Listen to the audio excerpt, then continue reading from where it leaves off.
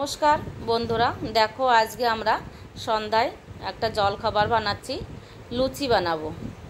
অনেকে তো খায় আটা দিয়ে, আমরা খাবো ময়দা দিয়ে। আমি ময়দার মধ্যে নুন দিয়ে দিছি স্বাদ মতন, আর সাদা তেল দিয়ে দিছি ময়ানের জন্য। দিয়ে আবার আমি তেলটা দিয়ে ভালো করে মেখে নিচ্ছি। নিয়ে তারপরে জল দিয়ে অল্প অল্প করে জল দেবো, আর অল্প অল্প করে আমি এটাকে মাখবো।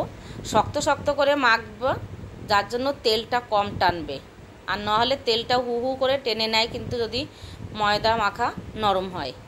তা আমি এই যে মাখছি, দেখো তোমরা এরকমই টাইট করে মাখবে, তাহলে কিন্তু তেল কম টানবে।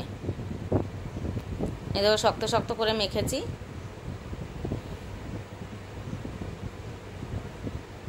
লেচিগুলো আমি কেটে নিচ্ছি।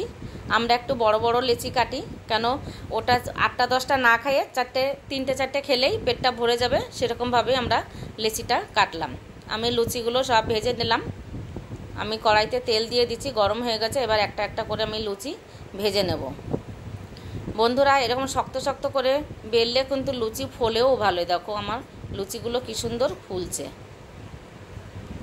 তোমরা এরকম বাড়িতে করে খেয়ে দেখো, দারুণ লাগবে। গরম গরম ফুলকো লুচি খেতে কিন্তু হেভি লাগে। সন্ধ্যায় একটা জলখাবার হয়ে যাবে।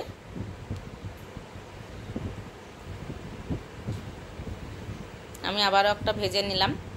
এইভাবে আমি প্রত্যেকটা লুচি ভেজে নেব।